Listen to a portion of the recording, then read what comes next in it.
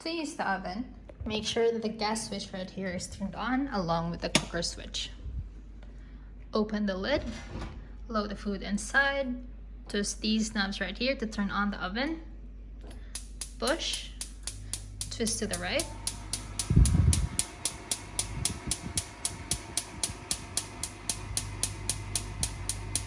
wait for the oven to turn on.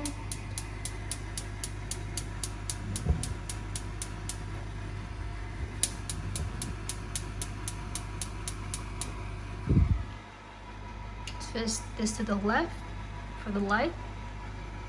Set the timer and close.